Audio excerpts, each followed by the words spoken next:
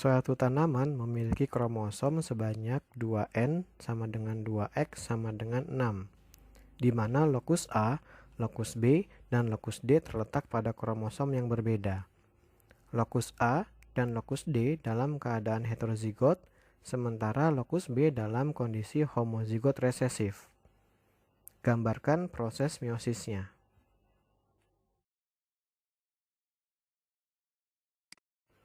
Persiapan meiosis dimulai dari interfase. Jumlah kromatin yang tadinya hanya 6 pada interfase awal menjadi 12 kromatin pada interfase akhir, karena adanya replikasi DNA pada fase S atau pada fase sintesis.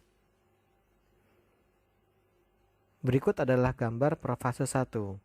Pada fase ini, mulai terjadi pemendekan kromosom dan perpasangan kromosom homolog. Akibat adanya perpasangan kromosom homolog mengakibatkan terbentuknya kiasma dan kejadian pindah silang. Perpasangan kromosom homolog ini mulai terjadi pada fase zigoten saat profase 1. Ingat, perpasangan kromosom homolog hanya terjadi pada meiosis, yaitu pada profase 1. Selanjutnya adalah metafase 1.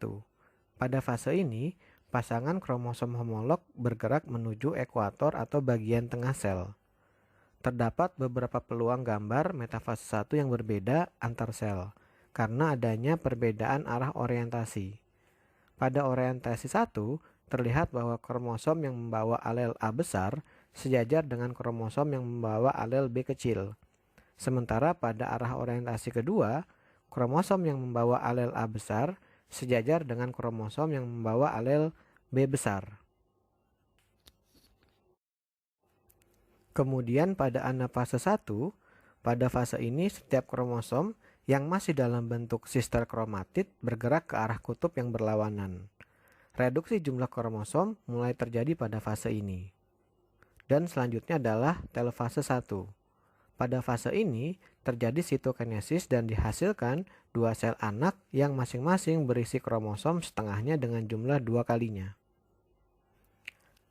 Lalu interfase 2. Pada fase ini tidak lagi terjadi replikasi DNA. Interfase 2 jauh lebih cepat dibandingkan interfase 1, bahkan tidak terjadi interfase 2. Setelah itu masuk ke profase 2. Pada fase ini, membran inti sel mulai melebur kembali, dan benang gelendong mulai terbentuk kembali. Tidak terjadi perpasangan kromosom homolog pada profase 2. Kemudian masuk ke metafase 2. Pada fase ini, kromosom dalam bentuk sister kromatid berada pada bagian ekuator atau bagian tengah sel. Sentromer yang sudah direplikasi melekat pada benang gelendong. Setelah itu masuk ke anafase 2. Pada fase ini, sentromer yang sudah direplikasi memisah.